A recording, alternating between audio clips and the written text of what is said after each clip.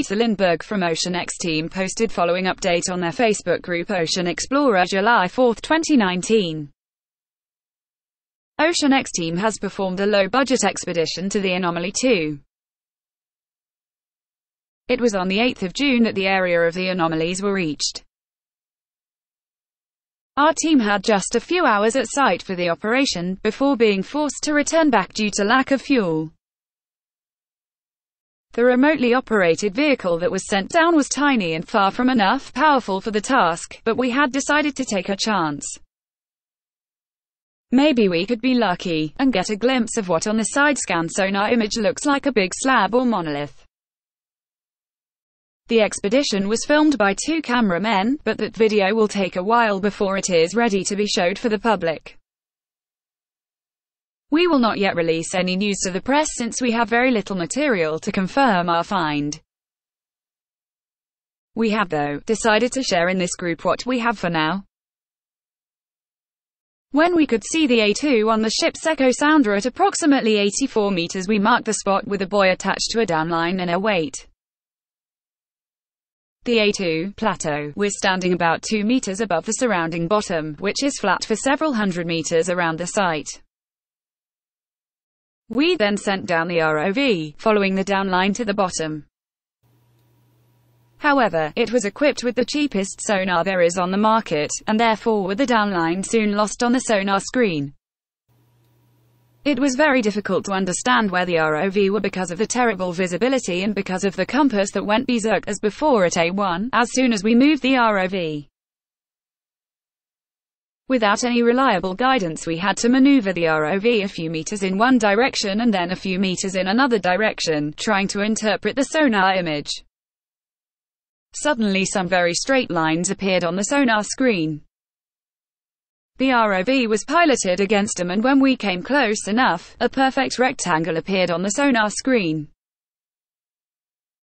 These images are caught on the videos recorded by the 2 cameramen. These videos are the one we have to wait for. I personally woke up from the trance after a while and filmed a short sequence with my phone, but that was after the perfect sonar images were gone from the sonar screen because of the ROV's movement. Anyway, we measured the part of the rectangle which we could see on the sonar with the measuring tool in the sonar software. The result of the measuring showed 13 by 25 meters. However, the rectangle might be longer, but we could not turn the ROV in that direction to get a clear view of the entire rectangle. The compass was living its own life and the tether was snagged all the time. The ROV pilot did a master job piloting the ROV toward one side of the lines.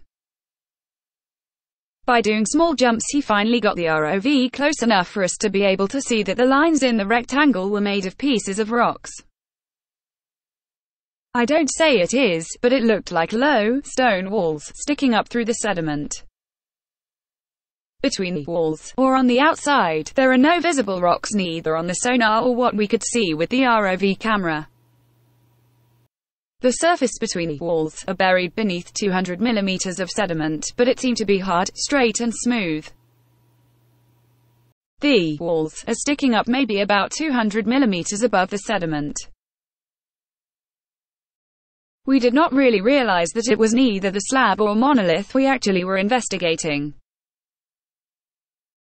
The rectangle is actually located between the 2 objects that are visible on the side-scan sonar image, but we did not realize that when we were still at site. As mentioned in the beginning, we had to abort any further investigation because of lack of fuel. Therefore, do we still not know how the monolith or the square actually looks like. But by finding new objects at A2 that was not visible on the side-scan sonar image make us believe that A2 is more interesting now than ever. In 2015 we found several fossilized big clams, Mytilus adulis, that came up with clay and gravel that had stuck with the anchors. We had at that time anchored some 5 kilometers from the anomaly area and at 77 meters depth.